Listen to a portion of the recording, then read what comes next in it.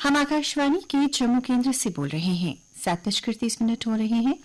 आइए ले चलते हैं अब आपको न्यूज डेस्क की ओर। नमस्कार, समाचार पत्रों की सुर्खियों के साथ मैं रजनी दुबे। देश के माननीय प्रधानमंत्री श्री नरेंद्र मोदी देश विदेश के लोगों के साथ अपने विचार साझा करेंगे। कार्यक्रम मन की बात में आज सुबह 11 बजे, जिसके फौरन बाद मन की बात का डोगरी अनुवाद सुनवाया जाएगा और यही डोगरी अनुवाद आप रात 8 बजे एक बार फिर सुन सकते हैं। प्रधानमंत्री मोदी आज 22वें आसियान भारत शिखर सम्मेलन में वर्चुअल माध्यम से शामिल होंगे। विदेश मंत्रालय ने कहा है कि प्रधानमंत्री मोदी और आसियान नेता आसियान भारत संबंधों में प्रगति की समीक्षा करेंगे और व्यापक रणनीति साझेदारी को मजबूत करने में पहलू पर चर्चा करेंगे। विदेश मंत्री एस जयशंकर 27 अक्टूबर को कुआलालंपुर में 20वें पूर्वी एशिया शिखर सम्मेलन में प्रधानमंत्री नरेंद्र मोदी का नेतृत्व करेंगे। आस्था और सूर्य की उपासना का महापर्व छठ शनिवार को नहाय खाए के साथ शुरू हो गया। इस मौके पर प्रधानमंत्री नरेंद्र मोदी ने देश भर के श्रद्धालुओं को शुभकामनाएं दी और छठ मैया के आध्यात्मिक और सांस्कृतिक महत्व को दर्शाते लोकगीत साझा किए। जम्मू में छठ पर्व के लिए दिग्याना, तवी घाट, हर की पौड़ी, बड़ी ब्राह्मणा, त्रिकुटा नगर, अखनूर रोड स्थित नहर सहित अन्य स्थानों पर घाटों को सजाया जा रहा है।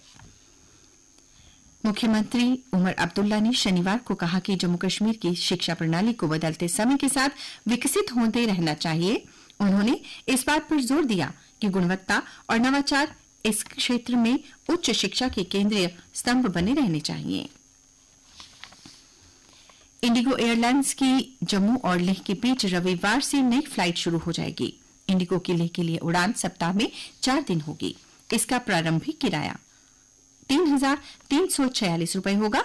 जम्मू एयरपोर्ट पर आज से विंटर शेड्यूल ऑपरेशन सिंदूर के बाद से बंद अंदौर की फ्लाइट होगी बहाल। हैदराबाद से अब जम्मू के लिए भी उड़ान। घाटी में गुलदाउदी की बहार, ट्यूलिप गार्डन की तरह अब गुलदाउदी के फूल घाटी में शरद ऋतु में पर्यटकों को आकर्षित करेंगे। श्रीनगर में 1.869 करोड़ रुपए की लागत से इसके लिए थीम गार्डन विकसित किया गया है। ये थीम गार्डन 100 कनाल में है। शनिवार को मुख्यमंत्री उमर अब्दुल्ला ने यहां लेवेंडर और अन्य पुष्पों की प्रदर्शनी का शुभारंभ किया।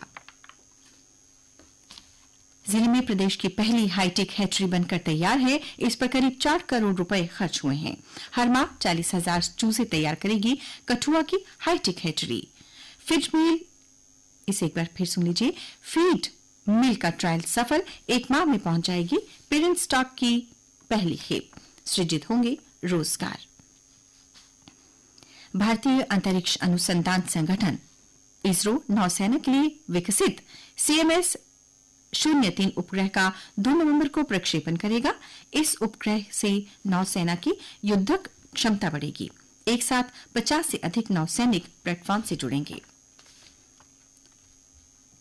26 अगस्त को हुई मूसलाधार बारिश के बाद खेतों में मलबा भरने और पानी से फसल खराब होने पर अब केंद्र सरकार से 2000 किसानों के लिए 1 करोड़ 78 लाख मुआवजा देने के लिए किस्त जारी हुई। मुख्य सचिव अटल डुल्लू ने 2 नवंबर को आयोजित हो रहे कश्मीर मैराथन के दूसरे संस्करण की तैयारियों की समीक्षा की। उन्होंने कहा कि देश विदेश के धावकों की भागीदारी से कश्मीर की छवि मजबूत होगी। सरकार ने पेंशनरों की सुविधा के लिए डिजिटल लाइफ सर्टिफिकेट का अभियान 4.0 शुरू किया है। अब बुजुर्ग पेंशनरों को अपना सालाना जीवन प्रमाण पत्र जमा करने के लिए बैंक या ट्रेजरी दफ्तर के चक्कर नहीं लगाने पड़ेंगे। और अब अन्य समाचारों के साथ मेरी सहयोगी महेश्वरी। धन्यवाद रजनी। अन्य समाचार। ट्रेनिंग पूरी होने पर 453 रंगरूट लद्दाख पुलिस में हुए शामिल। पुलिस प्रशिक्षण मैदान पर भव्य पासिंग आउट परेड का आयोजन। LG कविंद्र गुप्ता रहे मुख्य अतिथि। लद्दाख के उपराज्यपाल कविंद्र गुप्ता ने मिशन भारत नामक एकल मोटर बाइक अभियान को दिखाई हरी झंडी। करगिल से कन्याकुमारी तक गूंजेगा सशक्त भारत व राष्ट्रीय एकता का संदेश। प्रधानमंत्री ग्राम सड़क योजना में प्रस्तावित सड़कों की जांच केंद्रीय ग्रामीण विकास मंत्रालय की टीम करेगी। ये टीम अगले हफ्ते जम्मू कश्मीर आ रही है। अधिकारी जम्मू और श्रीनगर दोनों जगह जाकर सड़कों के लिए चयनित भूमि, निर्माण की संभावनाएं और गुणवत्ता की प्रशिक्षण करेंगे। जम्मू में दरबार मूव की परंपरा फिर शुरू होने की घोषणा के बाद शहर के बाजारों में नई ऊर्जा दिखने लगी है। वेयरहाउस, नेहरू मार्केट में व्यापारी उत्साहित हैं। नगर निगम सफाई कर्मचारी यूनियन के चुनाव में अध्यक्ष पद पर शनिवार को तीसरी बार एक तरफा बड़ी जीत दर्ज करते हुए रिंकू गिल ने विजय हासिल की। 4:30 बजे हुई परिणाम की घोषणा निगम आयुक्त व चुनाव अधिकारी ने दिया प्रमाण पत्र। फिल्म जाने भी दो यारों, मैं हूं ना और सारा भाई वर्सेस सारा भाई जैसे धारावाहिकों में अपने अभिनय से दर्शकों को गुदगुदाने वाले अभिनेता सतीश शाह का 74 साल की उम्र में निधन हो गया।